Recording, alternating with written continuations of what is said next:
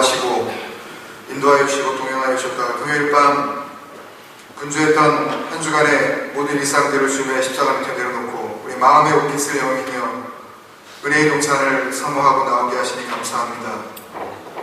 닷새간도 믿음 안에 살게 하여 주셨고 복음의 능력이 무엇인지, 예수 그리스도를 아는 그 진리가 주는 자유가 무엇인지, 성령의 충만함이 우리에게 주는 변화가 무엇인지, 말씀과 함께하는 삶에 얼마나 축복된 능력이 있는지, 이 모든 것들을 알게 하시고 또 체험하게 하시며 날마다 그 하나님과 그 능력의 팔을 잡고 함께 걸어가게 하여 주셨다가 이 밤에 놀라우신 성령의 그 은혜를 우리가 사모하면서 함께 주님 앞에 기도의 자리로 달려 나올 수 있게 하여 주셨사오니 하늘부터 하나님께서 예비하신 놀라운 신령한 은총들이 주님의 은혜를 사모하는 우리 백성들의 심령들에게 만족하게 채워지는 귀한 은혜의 밤이 되게 하여 주옵소서.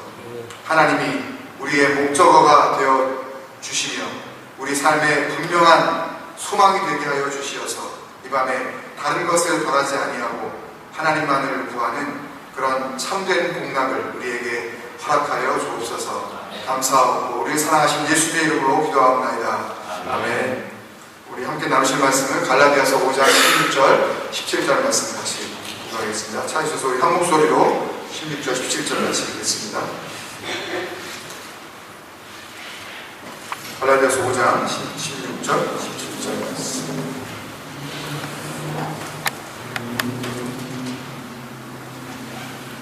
다시 공독합니다. 내가 이르노니 너희는 성령을 따르라. 그리하면 육체의 욕심을 이루지 아니하리라. 육체의 소욕은 성령을 거스르고 성령은 육체를 거스르나니 이 둘이 서로 대적함으로 너희가 원하는 것을 하지 못하게 하려 함이니라. 아멘.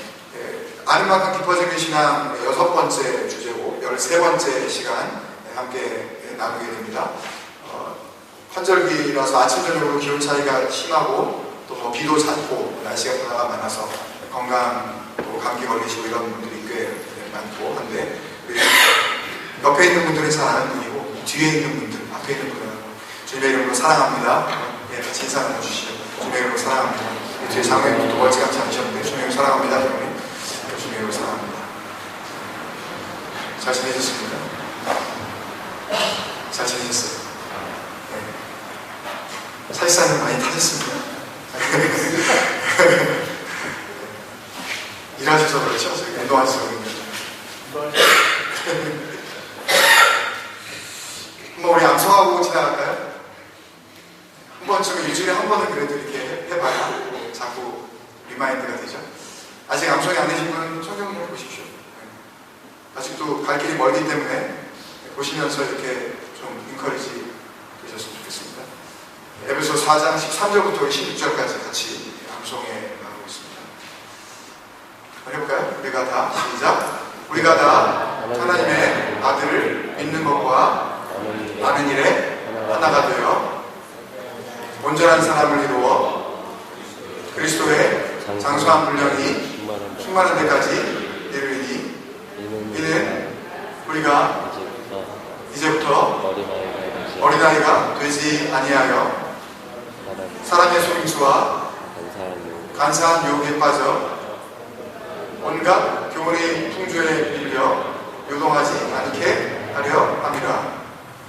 그 다음에 오직 사랑 안에서 참된 것을 하여 범사에 배에게까지 자랄지라. 그는 어린이 곧 그리스도라. 그에게서 온 몸이 각 마디를 통하여 도움을 받음으로 연결되고 결합되어 각 지체의 분량대로 역사하여 온 그 몸을 자라게 하며 사랑 안에서 스스로 세우느니라. 가물가물하십니까? 암송하면 좋으십니까? 피곤하십니까? 왜 자꾸 암송하자 그러는 거야?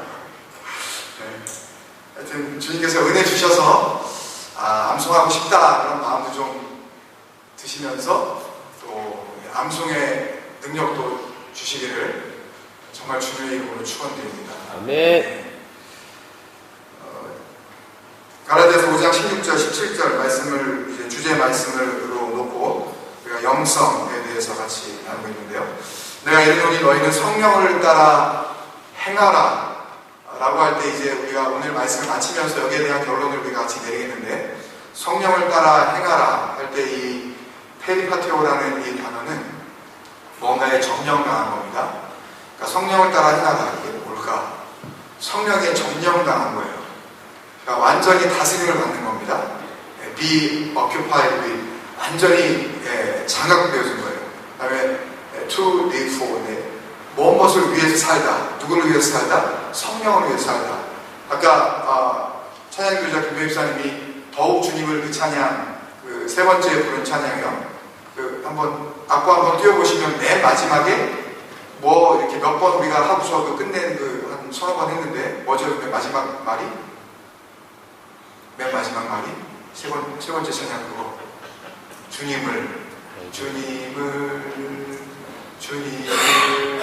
이게 뭐죠 이게요? 목적어죠. 그러니까 우리 삶의 목적은 누구다? 주님이다. 그러면 영성에 대해서 우리가 좀 더 깊이 들어가기 전에, 영성의 사람은, 참된 영성의 소유자는 목적어가 뭐다? 우리 아들이다? 내 아내다? 아니라 주님입니다. 여러분 삶의 목적이 주님이다. 그제 뭐 세계에서 그렇게 가뿐은 아니지만 전 세계의 IT 혁명의 진원지다라고 할 수 있는 스티브 잡스가 돌아가셨는데, 재산이 뭐 정확하게 모르겠는데 7 빌리언 달러, 얼마인지 느낌이 오십니까? 7 빌리언 달러? 한 사람이, 물론 뭐 그분이 뭐 세계 130 몇인가 그렇대요. 우리 한국의 저기 이모 회장님이 그분보다 더 많대요. 8.5 빌리언인가 뭐 하여튼 그렇겠는데, 근데 그거 가지고 뭐 갈 수가 있나요? 이게 참 이렇게 말하면 너무 뭐 뻔한 얘기지만, 이게 목적이 주님 앞에 섰을 때 목표를 어디다 두고 살았느냐, 뭘 가지고 올라가느냐, 가져갈 수가 없는 것들을 자꾸 바라보는 것들은 영성이 아닙니다. 나중에 이제 우리 같이 나누겠지만 이거는 죄성이에요. 죄성. 가져가지 못할 것들에 지나치게 집착하는 그런 삶의 태도, 또 어차피 없어질 것에 대해서 지나치게 연연해야 하는 태도. 그러니까 뭐 아무렇게나 살자, 뭐 대강대충 뭐 우리가 뭐 살자, 그런 의미가 절대 오해하지 마세요. 김 목사는 뭐 그러면 지 새끼들은 뭐 그냥 아무데나 살기를 바래서 뭐 전국 최선까지 나가겠냐? 뭐 이런 식으로 또 호도하시면 절대 안 됩니다. 제가 얘기하는 것은 정말 그 모든 우리의 삶의 이 족적들이 어디를 향해 가고 있느냐. 그래서 지금 공부하라고 막 아이들을 이렇게 막 하고 있다면 왜 공부해야 하겠어요? 그죠? 아인슈타인 저기 동창생이 생겼는데 우리 교회 가는 중에 왜 거기까지 가서 공부를 해야 하겠어요? 그죠? 왜 우리 아이들이 또 운동을 하고, 또 우리 아이들이 뭐 미술을 하고 음악을 하고 왜 해야 하겠어요? 그 목표가 단순히 그것이 눈에 보이는 그것이 아니라 그것을 통해서 하나님 앞에 어떤 기쁨을 드릴 것인가 하는 분명한 그런 목적이 주님께로 향해져 있느냐, 그렇지 않느냐에 따라서 이 영성이 결정이 되는 것입니다. 그래서 이 갈라디아서 5장 16절 17절 굉장히 중요한 말씀인데요. 성령을 따라 행하게 되면, 그러면 육체의 욕심을 이루지 않게 된다. 그러니까 육체의 욕심을 버리려고 우리가 애쓸 필요 없이 우리가 성령을 따라 행하면 자동적으로 육체의 욕심은 버려지게 되어진다. 육체의 욕심을 버리려고 내가 이런 거 하지 말아야지. 뭐 예를 들어서 우리 교회에 그런 그 신앙 고백과 그 테스티모니 간증이 있는 분들이 꽤 여러 분 계신데, 이제 뭐 죄송한 얘기지만 이제 담배 안 태우신단 말이에요. 근데 이걸 갖다 끊어보려고 해도 이게 잘 안 된단 말이에요. 근데 은혜를 받으니까, 다시 말해서 우리 갈라디아서 본문 말씀의 그 표현을 따르자면 성령을 따라서 행하다 보니까 어떻게 돼요? 끊어지죠? 그죠? 박지사님 아멘이시죠? 네. 은혜로 되는 거 아닙니까? 이게 자기 의지로 되는 게 아니라, 의지로 되면 이게 잘 안 되잖아요. 다시 또 돌아가잖아요. 그죠? 근데 성령께서 인도하심이 그 변화의 개체가 되어지기 시작하면 된단 말이죠. 이게. 그래서 버리려고 난 왜 이걸 못 버리지? 왜 내가 못 끊지? 왜 이 나쁜 이 습관들, 내가 왜 이 죄성들 가운데 내가 왜 못 벗어나지? 이걸 자꾸만 생각하는 것은 마귀의 그 괴계예요. 자꾸 그것에 더 마음을 두고 혼돈스럽게 하는 성령에 집중하면 이제 되어지게 되어 있습니다. 그렇게 하다 보면 육체의 소욕은 성령을 거슬고 둘이 부딪힌다는 얘기죠. 또 성령은 육체를 거스리냐니 둘이 계속 부딪히기 때문에 둘이 서로 대적해서 너희가 정말 원하는 것, 이게 뭐죠? 육체의 소욕. 육체의 소욕. 대표적으로 한 단어로 이야기하자면 이게 네이처 그린, 자연적인 욕심. 가만히 있어도 그러니까 내가 의지적으로 날 뭐 갖고 싶다 그게 아니라요. 가만히 있어도 그냥 생기는 그런 욕심 있죠? 이 자연적인 욕심에서부터 벗어나게 된다는 이야기입니다. 자연적인 욕심은 골로새서 3장 5절에 의하면 탐심은 뭐다? 탐심은 무상숭배다. 제가 이렇게 써놨었나요? 제가 지금 생목소리 나고 비가 시작하셨어요. 다들 많이 드셨어요? 나오셨어요? 네. 장사님 것도 잘. 감사합니다. 탐심은 무상숭배다. 우리 안에 있는 어떤 그런 끊임없이 더 가지려고 하는 그런 이 소유욕들. 그 정도에서 만족하지 못하고 감사를 완전히 잃어버린 그런 상태. 이게 이제 육체의 소욕을 따라 산다는 거죠. 근데 성령을 따라 살면 그러면 성령의 소욕과 육체의 소욕이 서로 싸우는 지난주에 말씀드린 영적 전쟁 가운데 우리가 이제 임하게 되어지고 영적 전쟁을 통하여서 승리는 이미 누가 보장해 놓으신 거예요? 주님께서 보장해 놓으신 거죠. 그러니까 우리가 싸우는 것이 아니라 성령을 따라 행하면 싸움은 누가 해주셔요? 주님께서 대신 해주시고 우리에게 승리를 보장해 주시는 것입니다. 그것이 바로 영성을 소유한 사람인데요. 오늘 바로 그런 내용을 다시 한번 지난주에 나눈 내용에 이어서 한번 같이 나눠보겠습니다. 먼저 영성은 결론부터 말씀을 드리면 성령을 따라 행하는 삶. 영성은 성령을 따라 행하는 삶이다. 영성은 어떤 무슨 정신세계가 아니에요. 삶이에요. 두 번째는 하나님과의 친밀함. 누가 더 친하냐의 싸움이에요. 그러니까 신앙이 좋으냐 안 좋으냐 이 문제를 교회에 얼마나 안 빠지고 나오느냐, 물론 그것도 하나의 기준이 없지 않아 될 수 있지만 정말 모든 삶의 현장 속에서 얼마나 하나님과 친하냐. 지난 닷새 동안도 하나님과 친하게 지내셨습니까, 여러분? 얼마나 친하셨습니까? 남편보다 우리 아이들보다 더 친하게 지내셨습니까? 한번 이렇게 생각해 보세요.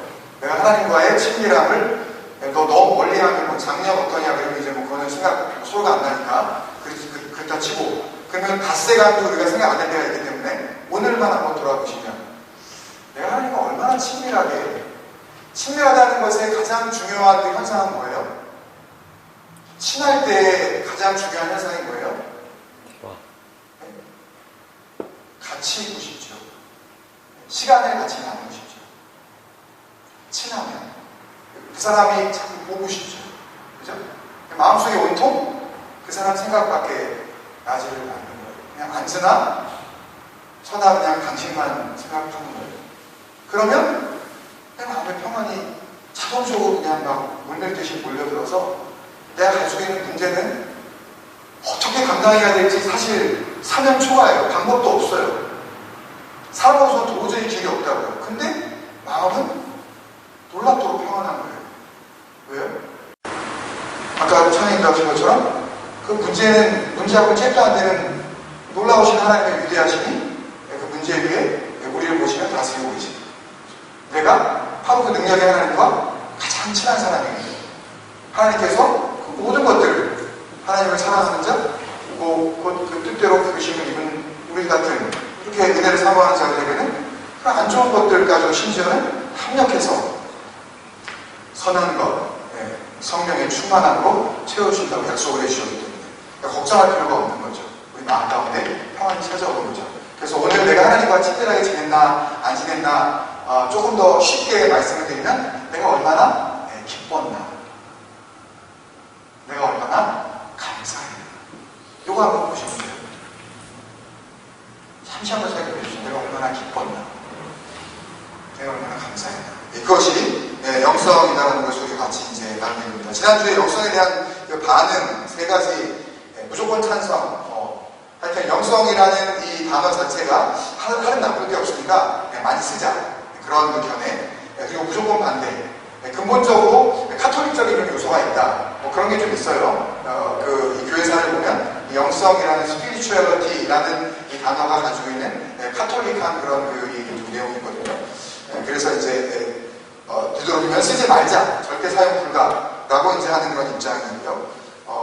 제3의 길, 복음적인 해석이 가능하다. 성경 자체가 영성에 대해서 말하고 있고, 또 성경이 말하는 영성은 그 안에 일정한 신학적인 근거를 가지고 있기 때문에 영성을 복음적으로 우리가 바로 사용한다면 얼마든지 건강한 단어로서 우리가 취급할 수가 있다라는 것을 우리가 지난주까지 살펴봤었습니다. 오늘 두 번째 이제 그 영성에 대해서 나누게 되면요, 성경이 말하는 영성이 무엇이냐? 그 앞에 2번. 성경이 말하는 영성이 무엇이냐? 조금 생소한 단어인데 기억해 주시면은 우리가 앞으로 이 신약 성경을 같이 묵상하고 생각하는 데 굉장히 큰 도움이 될 수가 있는 그런 단어입니다.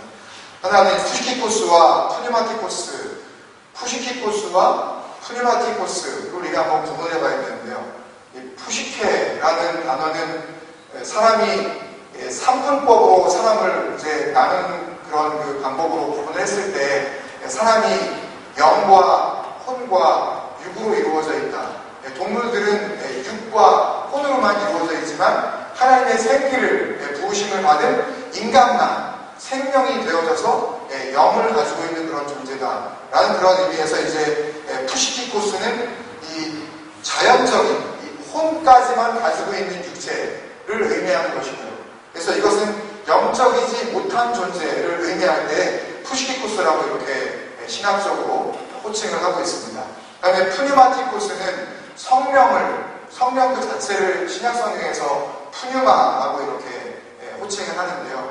푸뉴마티코스는 영적인 사람을 통칭할 때 사용하는 그런 단어입니다. 그래서 성경에는 크게 양분해서 푸시키코스의 안드로포스 사람, 이 푸시키코스의 사람과 그 다음에 푸뉴마티코스의 안드로포스라는 이 사람, 이 두 가지 종류로 양분할 수 있다. 다시 말해서 하나님께 구원받은 성령에 속한 사람이냐, 아니면 구원받지 못한 육에 속한 사람이냐, 두 개밖에는 없다라는 이야기입니다. 그 중간지대는 없다. 나는 양다리에 걸친 사람이 맞다. 나는 이쪽도 걸치고 있고 이쪽도 걸치고 있다. 그거는 자기 생각이고요. 성경은 그것에 대해서 전혀 언급하지 않고 하나님께서는 분명히 세상과 하나님을 어떻게 섬길 수 없다? 겸하여 섬길 수 없다. 양다리 작전이라는 것은 있을 수 없다. 둘 중에 하나만 섬겨야 되는데 둘 다 섬긴다고 생각하는 사람은 하나님을 섬기는 자가 아니라 뭘 섬기는 자다? 세상을 섬기고 있는 자다. 헤매지 말고 빨리 누구 앞으로 돌아가라. 하나님 앞으로 돌아가라. 이 이야기입니다. 성경은 한마디로 이야기하면 그 이야기예요. 이것에 대한 그 설명을 좀 많이 드려야 되지만 간략하게 넘어가겠습니다. 그냥 기억해 주셨으면 좋겠어요. 그 다음에 두 번째 성경이 말하는 영성은 그리스도 안에 있는 그 자체를 의미합니다. 두 번째 영성은 그리스도 안에 있는 것. 에베소서 1장 3절에 보면요, 제가 대신 읽어드리겠습니다. 찬송하리로다 하나님 곧 우리 주 예수 그리스도의 아버지께서 어디 안에서? 그리스도 안에서 하늘에 속한 모든 신령한 복으로 우리에게 복 주시되. 하늘에 속한 모든 신령한 복. 그러면 땅에 속한 모든 육체적인 복과 이게 대결이 되겠죠. 그러니까 예를 들면 내가 바라는 것의 실현, 또는 이 땅에서의 성공, 자녀가 이제 아들을 낳고 싶다, 아니면 딸을 낳고 싶다, 이런 자녀 생산, 또는 재산을 어느 정도까지 내가 누리고 싶다 하는 어떤 자기의 목표, 또는 건강, 혹은 몇 살까지 살고 싶다, 장수에 대한 이런 소망들, 이런 것들은 예수 안에 있지 않은 사람들 다 바라는 복이에요. 그죠? 예수 안 믿어도 이건 다 바란다고요. 그리고 예수 안 믿어도 이거는 가능해요. 그죠? 동의하십니까, 이거? 예수 안 믿어도 더 잘 사는 사람이 있다고요. 예수 안 믿어도 100살 넘기는 그런 분들이 얼마든지 있어요. 그러니까 하나님께서 하늘에서, 그리스도 안에서 하늘에 속한 신령한 복이라는 것은 이런 복을 의미하는 것이 아닙니다. 세상이 아무리 노력을 해도 7 빌리언 달러를 갖다가 지불한다 하더라도 도저히 살 수 없는 그 신령한 복, 그게 뭐겠어요? 한마디로 구원이죠. 구원이에요. 영원한 생명이에요. 그것을 하나님께서 주시겠다고 하는 거죠. 그리스도 안에 있는 것. 영성은 다시 말하면 그리스도 안에 있는 것을 의미하는 것이고, 다른 말로 표현하면 셀베이션을 의미하는 것입니다. 구원을 의미하는 거예요. 구원받은 상태. 정말 구원받은 사람. 그게 영성 있는 사람입니다. 세 번째, 하나님을 향한 감사입니다. 영성은 뭐라고요? 하나님을 향한 감사. 감사도 여러 가지 종류가 있어요. 그 사람한테 하는 감사. 아니면은 그저 그냥 뜬거를 감사하는 분들도 있어요. 굉장히 소품이 날 때부터 너무나 이렇게 온화하고 너무 젠틀해서 그냥 모든 상황을 항상 감사하다. 뭐에다 감사하는지 몰라요. 그냥 그렇게 말하시는 분들이 있다고요. 정말 감사해. 이렇게 하시는 분들이 있어요. 근데 그 대상이 누구여야 한다고요? 우리는 하나님에 대한 감사해야 합니다. 모든 상황 속에서 우리의 감사의 대상은 누구에게로만 집중이 되어집니다? 하나님에게로만 집중되어집니다. 그 하나님에게로만 집중되어지는 감사가 곧 뭐다? 그게 영성입니다. 감사는 영성이다. 네 번째, 영적 성숙에 이르는 정도인데요. 고린도전서 3장 1절과 14장 37절에 보면, 3장 1절에 보면요, 이렇게 말씀하고 있습니다. 형제들아, 내가 신령한 자들을 대함같이 너희에게 말할 수 없어서, 사도 바울이 이제 고린도 교회에다가 이야기하는데요. 형제들아, 내가 신령한 자들을 대함과 같이 너희한테 말할 수가 없어서, 그 다음에 그거하고 반대로 육신에 속한 자, 곧 그리스도 안에서 어린아이들을 대함과 같이 하노라. 여기 두 가지 종류의 사람이 나와요. 신령한 자, 육신에 속한 자. 육신에 속한 자를 다른 말로 곧 그리스도 안에서 어린아이들이라고 이렇게 이야기를 하고 있어요. 그러니까 여기서 두 가지로 나뉘는데, 신령한 자들이라는 그런 영적 수준이 있고, 그 다음에 육신에 속한 그리스도 안에서 어린아이 같은 정도의 수준의 이 사람이 있다는 이야기죠. 특히 이 그리스도 안에서 어린아이들, 이 infants in Christ라는 이 뜻은요, 이 나이피오스라는 이 헬라어 단어는 아이는 아이인데, 이 나이피오스라는 이 어린이라는 이 단어는 아직 말을 못 띈 어린이. 그리스도 안에서 어린아이는 어린아이인데 도대체 무슨 말을 어떻게 해야 될지 알지 못하는 그런 상태. 무슨 말을 하더라도 그 말이 무슨 말인지 아직 말귀를 못 알아듣는 그런 영적인 상태. 자기가 말하는 것이 다른 사람에게 이게 상처를 주는 건지, 아니면 다른 사람을 죽여버리는 건지, 이게 도대체 무슨 용도로 사용되어지는지도 모르고 말을 막 짓거려야 되는 그런 상태까지 다 포함을 해서 말이라는 것에 대한 지금 진정한 의미를 찾지 못하고 있는 영적인 수준. 자기 마음대로 짓거려야 되는 거예요. 자기 하고 싶은 대로.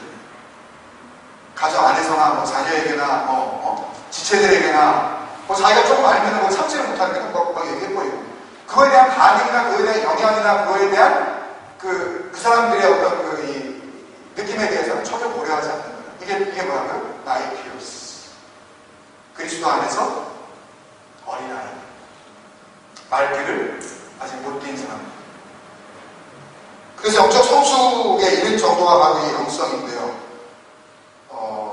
14장 37절, 고린도서 14장 31절에 보면, 만일 누구든지 자기를 선지자나 혹 신령한 자로 생각하거든요. 그러니까 선지자, 하나님의 뜻을 먼저 알고 있는 사람, 그리고 신령한 자, 이게 동급이에요. 하나님의 뜻을 지금 깨달아서 미리 알고 있는 사람과 영적으로 신령한 자가 동급이거든요. 그렇게 생각한다면 내가 너희에게 편지한 것이 주의 명령인 줄 알라. 네가 정말 선지자고 하나님의 뜻을 아느냐? 그리고 네가 정말 신령한 자 맞느냐? 또 다른 말로 하면 지금 우리가 지금 다루고 있는 이 영성 있는 자가 맞느냐? 그렇다면 네가 순종해라. 정말로 깊은 영성의 소유자는 어떻게 한다는 이야기예요? 순종한다는 이야기예요. 어설프기 때문에 나대는 거예요. 아직 뭐가 뭔지 모르기 때문에. 그러니까 순종하지 못하고 있는 사람을 보면 우리는 뭘로 봐야 된다? 아직 영성이 덜 됩니다. 아직 그리스도 안에서 젖을 빨고 있는 말귀를 못 띈 영적 어린아이구나. 주일날 같이 나눈 것처럼 이 사람은 뭐다? 네, 언더 컨스트럭션이다. 공사 중이다. 그 언더 컨스트럭션은 자기가 얘기하는 게 아니에요, 여러분. 이 밤에 몇 번 안 나오셨지만 공사 중이야 라고 말하는 건 자기가 말하는 게 아니에요. 누가 말하는 거예요? 다른 사람이나 아니면 하나님께서 말해주실 수 있는 거예요. 본인은 나 공사 중이야. 그러시면 안 되는 거예요. 아시겠죠? 네, 그거는 그렇게 말할 수 있는 게 아니에요, 그건요. 네, 공사 중은 자기가 말하는 게 아니라고요. 공사 중인 그 사람은 뭐만 말할 수 있어요? I'm sorry for any inconvenience. 이거밖에 말할 수가 없는 거예요. 통행에 벌삭들 하여튼 이렇게 불편드려서 대단히 죄송합니다. 요것밖에 말할 수가 없는 거예요. 아시겠어요? 아멘? 네, 본인은 나 공사 중이야. 이러면 안 되시는 거예요. 공사 중인 사람은 어떻게 해야 돼요? 미안해 해야 돼요. 네. 정말 공사 중이고 본인이 알았으면 공사 중이야. 이렇게 눈을 부릅뜨지 마시고 미안해 된다고요. 네, sorry for this construction이요. 얘기를 해야 된다고. 그리고 그것에 대해서 다른 사람들은 그 사람의 연약함을 보고 저 어린아이네? 저런 아이네? 이게 아니라 하나님께서 그 심령을 보면서 지어서 가고 그렇게 기회를 주신다는 거죠. 얼마나 할렐루야예요, 그죠? 그러니까 자기는 그러면 안 됩니다. I'm on the construction이면 안 돼요. 마지막으로 이제 참된 영성의 길 6가지에 대해서만 나누고 말씀을 마무리하도록 하겠습니다. 성경이 말하는 이 참된 영성 6가지인데요. 그 6가지 부분, 참된 영성은 어떻게 출발해야 되느냐? 참된 영성은 어디다 목표를 우리가 둬야 하느냐? 참된 영성이 어떻게 세움을 받느냐? 형성이 되어지느냐? 또 참된 영성은 어떤 그 증거를 가지고 있느냐? 정말 참된 영성을 가지고 있다면 어떤 그 징표가 나타나느냐? 그 다음 5번째로 그런 참된 영성의 그런 원동력이 뭐냐, 그 모티브 파워가 뭐냐, 그죠? 이런 그 힘이 어디서 나오느냐. 근데 마지막으로 그런 참된 영성을 어디서 우리가 발휘해야 될 것이냐, 그 영성을 어디다가 구현할 것이냐 라는 그 장소에 대해서 이 6가지를 같이 간단하게 나누겠습니다. 먼저 참된 영성의 출발점은 거듭남이어야 합니다. 거듭나지 않고서는 참된 영성이라는 이 단어 자체를 사용할 수가 없습니다. 요한복음 3장 5절에 7절 우리가 잘 아는 말씀인데요. 예수께서 대답하시되 진실로 진실로 내게 이르노니 사람이 물과 성령으로 나지 아니하면 하나님 나라에 들어갈 수 없느니라. 육으로 난 것은 육이요 성령으로 난 것은 영이니 내가 내게 거듭나야 하겠다는 말을 기이 여기지 말라. 물과 성령으로 나지 아니하면 하나님 나라에 들어갈 수 없다. 육으로 난 것은 육이고 성령으로 난 것은 영이니 내가 내게 거듭나야 하겠다는 말을 기이 여기지 말라. 이 중생의 분명한 체험이 없이는 하늘나라에 들어갈 수가 없다. 여러 가지 그 해석들이 있는데요. 물은 뭐고 성령은 뭐냐? 성령은 우리가 잘 알고 있는 거기 때문에 금방 넘어갈 수 있는데 물에 대한 것은 의견들이 분분합니다. 제가 우리 꿈에 있는 교회 담임 목회자로서 제가 가지고 있는 신학적인 기반은 이런 생각을 가지고 있습니다. 영혼과 육신을 우리가 똑같이 소중한 것으로 취급해야 할 책임이 우리에게 있다는 이야기죠. 이런 의미로 봤을 때 입으로 예수를 주로 시인한다라고 했을 때 고린도전서 12장 3절이 우리에게 주는 그 열쇠를 쥐고 있습니다. 고린도전서 12장 3절에 보면 여러분들이 다 잘 아시는 말씀이니까 제가 대신 읽겠습니다. 그 중간에 보면 또 성령으로 아니하고는 누구든지 예수를 뭐라 할 수 없느니라? 주라 할 수 없느니라. 역시 다 여기서 똑같은 거예요. 성령으로 아니하고서는 예수를 주라 할 수 없느니라. 바로 예수를 주라 하는 그 장면이 어떤 장면이에요? 지금 순교의 현장이란 말이에요. 그 말을 하는 순간 죽는 거예요.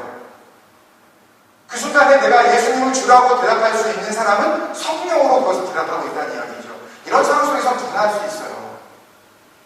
얼마든지 할 수 있고 예수님 주인 맞습니다. 그런 의미가 아니라는 거예요. 목숨을 내가 바꿀지라도 내가 예수를 나의 주인으로 내가 고백할 수 있느냐. 네, 잠깐 내가 요거는 일단 피하고 그런 의미가 아니에요. 이거는요.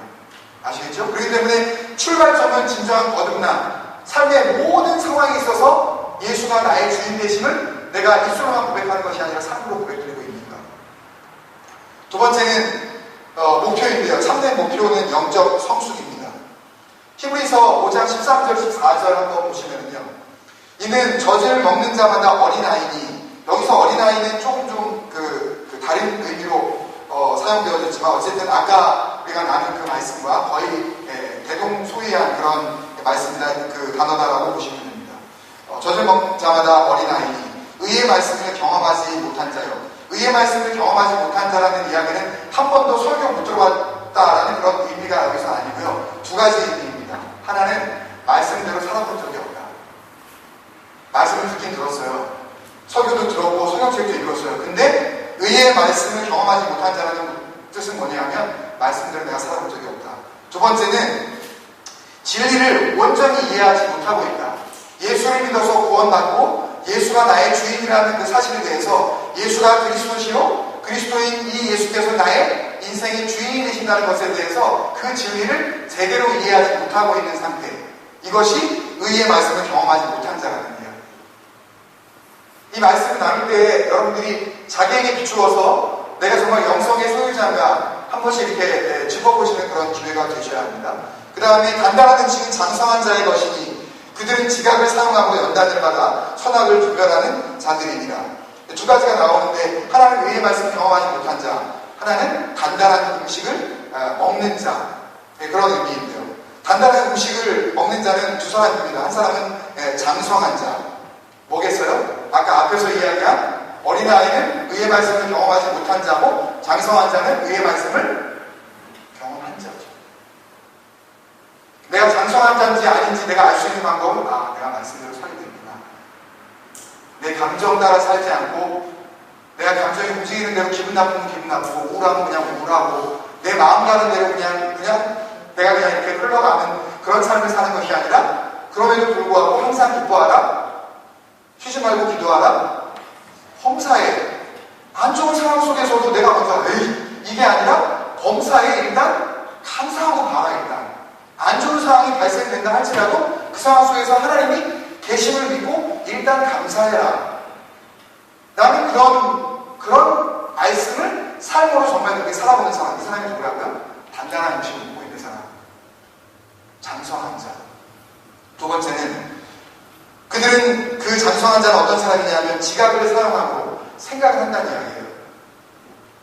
그냥 남들이 이야기하는 대로 끌려가는 게 아니라 뭔가 말씀이 떨어지고 거기에 대해서 내 마음에 뭔가 주어진다면 그것에 대해서 다시 한번 생각해보는 거예요. 지각을 사용하는 거예요. 연단을 받아. 이 연단을 받아 라고 할 때 이 베리나스메나라고 하는 이 단어는요, 대장장들이 쇠를 뜨거운 데 이렇게 달궈가지고 막 이렇게 어떤 장구를 만들기 위해서 막 내리치는 그런 동작을 이야기합니다. 그러니까 하나님 앞에서 우리가 단단한 음식을 먹고 장성한 자가 되기 위해서는 생각을 하면서 연단을 받는데 계속 받아야 돼요. 계속 두들겨 받는 거예요. 우리 삶 가운데 끊임없이 다가오는 고통과 아픔이 있다고요. 그것이 우리에게 뭐가 되어 오히려 유익이 되는 거예요. 영적 유익이 되는 거예요. 그것을 통해서 하나님은 나의 정말 하나님이시며 나는 그분의 자녀임을 내가 그 고난을 통해서 깨닫게 되어지는 거예요. 승승장구해서 다 이루어지는 것이 아니라 그 어려움 속에서 하나님을 발견하게 된다는 거죠. 그래서 선악을 분별하는 자들이다 라고 했는데, 여기 선악을 분별하는 자들이라는 얘기는 뭐가 착한 거고 뭐가 나쁜 거고 이 선악을 구분한다는 그런 의미가 아니고요. 모든 죄악된 것을 미워하기 시작한 상태를 얘기합니다. 모든 죄악된 것을 미워하기 시작한 상태. 이게 굉장히 중요합니다, 여러분. 자기가 뭔가 하나님 앞에서 이것이 분명히 범죄인지를 알았을 때에 그것에 자꾸 다시 끌려가는 이유는 그것에 대해서 여전히 애정이 있기 때문입니다. 근데 그것에 대해서 내가 하나님께서 이것을 기뻐하지 않고 내가 믿음의 사람으로서 이렇게 살아가면 안 된다는 것을 안 후에 정말 장성한 자가 되어지기 시작했다면 그것을 미워하기 시작해요. 근데 또 끌려가요. 또 한 번 해요. 또 한 번 먹어요. 한 번 마셔요. 또 어울려요. 또 가요. 막 눌러대요. 막 이렇게 살기는 사는데, 그런데도 또 마음 가운데 막 미워해요. 막 카지노를 미워해요. 네? 막 토끼 머신들, 우리 교회는 한 번도 그런 분이 없겠지만 하여튼 막 그런 것들 미워한다고요. 막 혐오해. 근데 한 번 가. 그러니까 자기 마음 가운데 뭐가 싸우는 거예요? 이 죄성과 이 영성이 내 안에서 영적 전쟁을 벌이고 있다는 거죠. 그런 사람입니다. 근데 하나님께서 우리를 단단한 음식을 먹는 자, 그리고 그렇게 장성한 자가 되기를 기대하시는, 그래서 영성의 목표는 거기에 있습니다. 영성 되냐면 성령 충만에 의해서만 형성이 되어집니다. 조금 빨리 넘어가면 성령의 충만은 결국 그리스도의 영이 우리 이 심령 가운데 충만히 거하시고 있다는 의미이기 때문에 그리스도의 영이 우리 가운데 충만히 거하시면 우리가 주님을 더 잘 알게 되겠죠. 주님을 더 잘 알게 되어지면 주님과 더 잦은 코이노니아, 교제가 일어나게 되겠죠. 자꾸 만나다 보면 주님을 더 깊이 알게 되겠죠. 주님을 더 깊이 알게 되어진다는 것이 결국 뭐예요? 깊은 영성을 소유하게 되었다는 거예요. 할렐루야. 성령 충만이 그래서 단순히 무슨 은사를 받고 무슨 투시하고 무슨 무슨 귀신이 어쩌고 이런 게 아니에요. 이거는요, 성령 충만하지 않고 얼마든지 그런 은사를 받을 수가 있어요. 인격적으로 전혀 변화가 없이 자기 말은 정말 걸고 정말 성질을 못됐는데 하는 짓거리는 그대로 못된 짓을 그대로 하면서 은사를 갑자기 받을 수가 있다고요. 성령 충만과 성령 은사를 혼돈하시면 안 돼요. 그래서 은사가 아는 사람으로서 성령 충만 아니에요. 영성과 은사는 좀 다르다는 거 좀 아셔야 해요. 은사는 단순히 하나님께서 필요에 의해서 잠깐 빌려주시는 거예요. 어떤 개인에게. 소유권자는 누구예요? 하나님이에요. 자기 게 아니에요. 근데 언제든지 의도적으로 하실 수가 있다고요. 함부로 사용하면 안 된다고요. 근데 성령 충만은 하나님과 함께 해나가는 그런 사람이에요. 영성이 깊어질 수밖에 없죠. 네 번째, 참된 영성의 증거는 그래서 성령의 열매로 나타날 수밖에 없습니다. 갈라디아서 5장 19절부터 26절인데요. 그 앞에 것들은 조금 시간 관계상 좀 우리가 줄이고 오직 성령의 열매는 그 부분부터 한번 보면 오직 성령의 열매는 우리가 잘 아는 사랑과 희락과 화평과 오래 참음과 자비와 양선과 충성과 온유와 절제 이 같은 것을 금지할 법이 없느니라. 이거 하나님께서 격려해 주신다는 거예요. 이렇게 살아가야 된다는 이야기예요. 그리고 그리스도 예수의 사람들은 육체와 함께 그 정욕과 탐심을 십자가에 못 박았느니라. 그럼 못 박았다는 얘기는 뭐예요? 죽여버렸다는 얘기 아니에요. 그랬으면 끝나야 되잖아요. 근데 왜 자꾸만 탐심이 생기고 왜 정욕이 자꾸 생기죠? 왜 조금 더 좋은 것만 갖고 싶고 왜 조금 더 이렇게 좋은 그 디자인 보면은 가방이 지금 여러 개 있으신데도 왜 또 사줬으면 하는 그런 바람이 왜 생기는 거예요? 이게 정욕이 있기 때문에 그래요. 이게 욕심이 있기 때문에 그래요. 그러면 이건 뭐죠? 우리가 그리스도의 사람 맞는데 우리가 그 욕심과 탐심을 다 십자가에 못 박힌 거라고 그러시는데 왜 그런 마음은 계속 일어나냔 말이죠. 여기서 십자가에 못 박았다는 이야기는 완전히 끝났다는 얘기가 아니에요. 역시 다시 말씀드리면 그걸 미워하기 시작했다는 이야기예요. 명품 가방을 조금 미워하기 시작한 거예요 지금. 예전에는 무턱대고만 무조건 사달라고 그랬는데 이제 한 번 더 생각하게 되는 거예요. 두 번 생각하게 되어지고 과연 정말 그게 나에게 필요한 것이냐, 내가 정말 이것에 대해서 마음을 갖다가 이렇게 집착을 가질 필요가 있겠느냐 라는 그런 것들에 대해서 생각을 하게 된다는 이야기죠. 그래서 참된 영성의 증거는 삶을 통해서 그 열매로 드러나는데 정말 사랑을 해야 하고 정말 기쁨이 넘쳐야 하고 정말 평화가 있어야 하고 사람들과 정말 이렇게 다툼이 자꾸 사라지고 오래 참아야 해요. 동시에 일어나는 겁니다. 자비하고 용서받지 못할 자에게 용서를 우리가 베푸는 거예요. 양선과 또 충성과 온유와 절제니 이 셀프 컨트롤을 잘하는 거예요. 어쩔 때 아이들이 막 이렇게 아빠에게 엄마에게 사실 저희도 아이들도 그런 경험이 있어서 저도 어쩔 때는 굉장히 혼돈스러운데 약간 그 대든다고 생각하고 아니면 자기 의견들이 이렇게 막 이야기를 할 때가 있어요. 그러면 와 얘가 벌써부터 이게 아빠한테 대들면은 이제 나이가 몇인데 얘네들이 한 20 넘어가고 보면 이거 어떻게 이걸 갖다가 내가 감당을 하지? 그러면서 제가 막 쏘아붙이려고 하는 순간에 그 마음을 주셔요. 너 아니지. 이 안에 성령의 열매를 맺기 위해서는 여러 가지 중에서 사실 우리가 생활 가운데 가장 잘 적용할 수 있는 것은 이 롱 페이션스예요. 이게 참 한번 침딱 삼키고 한번 참아주는 거. 정말 이 길이 죽음의 길이다라고 생각하면 따끔하게 안 내려줘야죠. 그렇게 하면 안 된다고 분명하게 얘기해줘야죠. 그렇지만 그렇지 않고 아빠의 자존심을 조금 상하게 했다고, 엄마의 권위를 조금 무시했다고, 이게 어디서 너 죽고 나살 됩니다. 거의 반죽하고 밟아버리고 막.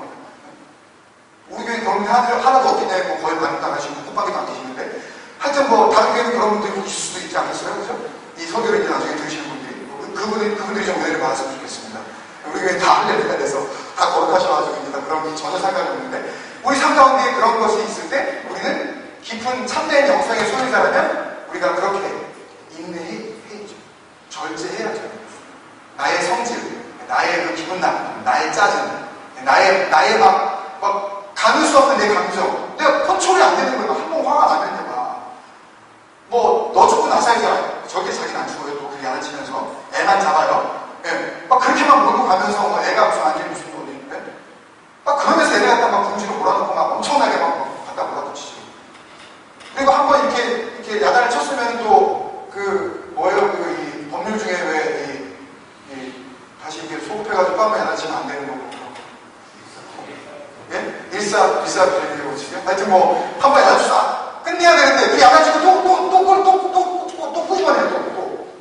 너 그때 일주일 전에 한 번, 한 달 전에 한 번 어떻게 그런 기억 잘하더니 그게 부모된 줄 알았더니 그게 사랑일까요? 애가 뭐 원수도 아니고 도대체 이거 왜 우리 아이들한테 왜 이래야 되죠? 이번에 YMCA 할 때 그런 아이들 고백 이런 게 굉장히 많이 나왔어요. 제가 낮에 다니면서 우리 교회 아이들도 만나고 나중에 그 아이들 이야기하는 것도 제가 좀 모니터링을 해봤는데요. 상처가 너무 많아요. 죄송한 말씀이지만요. YMCA에 참가했던 우리 교회 어떤 학생이 죽고 싶어요. 같이 부둥켜안고 울었어요. 지금 이 순간 그 자녀가 내 자녀가 아니길 바라시죠. 그럼 이렇게 생각해 봅시다. 그 자녀가 나의 자녀라면, 엄마 아빠 때문에 죽음을 생각하는 만약에 자녀가 있다면 여러분 어떻게 하시겠어요? 근데도 여러분의 뜻을 밀어붙이시겠어요? 사는 게 낫습니까? 아니면 죽어버리는 게 낫습니까? 내 뜻을 이루다가 너 차라리 목숨 걸고 죽어버려라. 이게 낫습니까? 아니면 그 뜻을, 아빠의 뜻을, 엄마의 뜻을 못 이룬다 할지라도 차라리 사랑한다고 그러시겠습니까? 한번 생각해 보시죠. 내가 과연 어떤 부분인가? 내가 정말 성령의 열매를 맺고 있는 건가? 아니면 성령의 열매를 맺는 척하고 있는 건가? 이게 참된 영성의 기준입니다. 다섯 번째 원동력은 열정인데요. 로마서 12장 11절에 보면 부지런하여 게으르지 말고 열심을 품고 주를 섬기라. 제가 언젠가 어떤 집사님과 한번 이 말씀을 간단하게 나누면서 제가 이 말씀을 통해서 한 3주, 4주 전에 이 말씀을 준비하면서 제가 큰 은혜를 받았어요. 저는 이 열심, 이 패션, 이 enthusiasm이라는 이 단어가 단순히 사람의 어떤 그 뜨거움이나 열정인 줄 알았어요.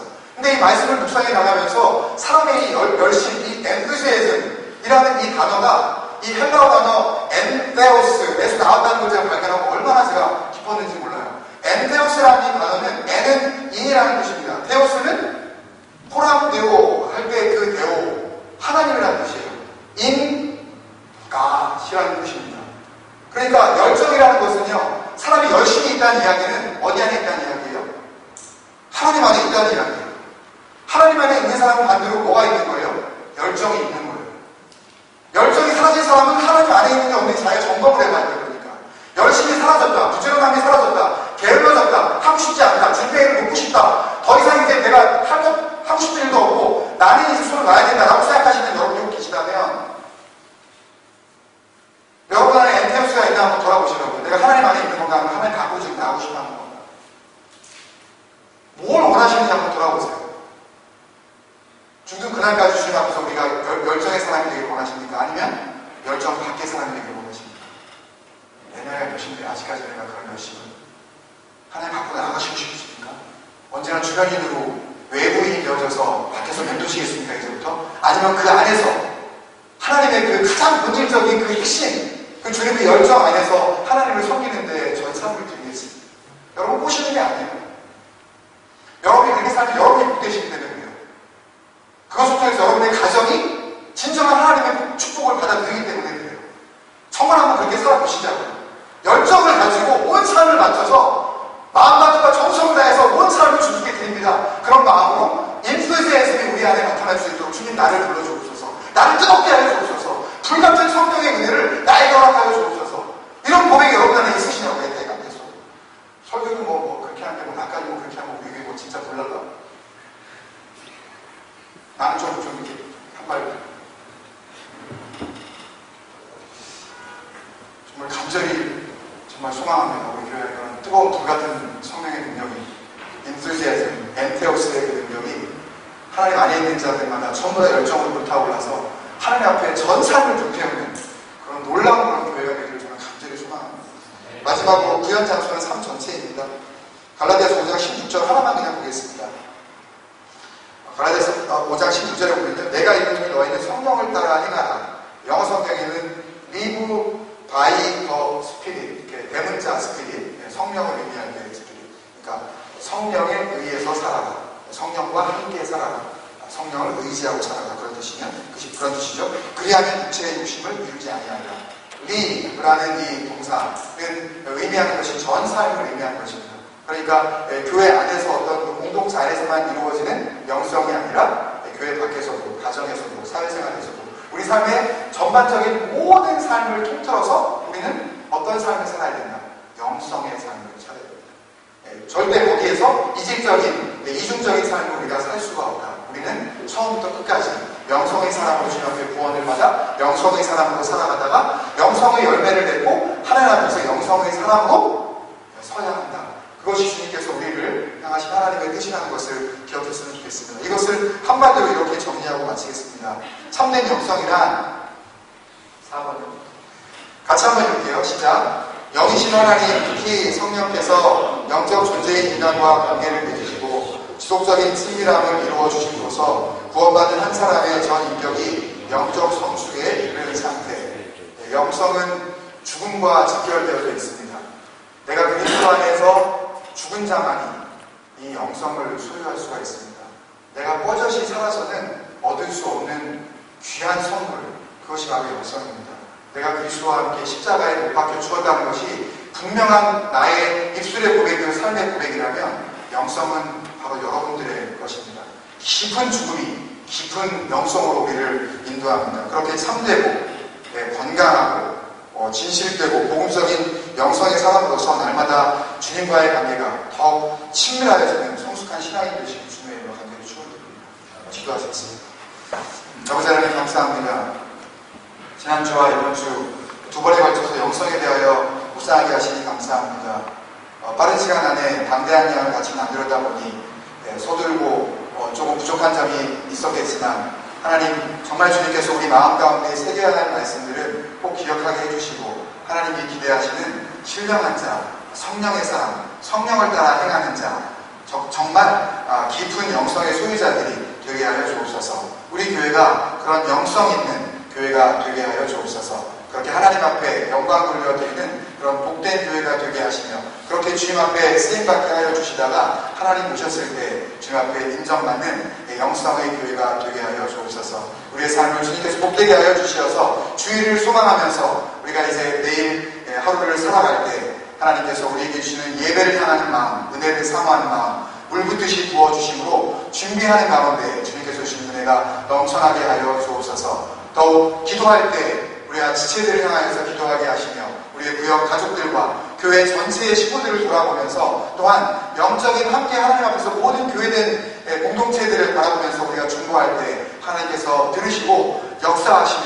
응답하시는 귀한 마음 되게 하여 주옵소서. 동일한 시간 함께 예배하며 함께 김민수 전사님과 은혜의 말씀과 기도의 시간을 나누는 우리 청년 학생들 그 마음 가운데 하나님을 향한 엔투지애즘 그 열정을 불타오르게 하여 주시어서 젊었을 때 하나님을 기억하며 주님께서 기뻐하시는 복된 삶을 출발하게 하여 주옵소서. 이 밤도 주님께서 성령으로 채우신 걸 감사하고 우리의 사랑하신 예수님의 이름으로 간절히 기도드리옵나이다.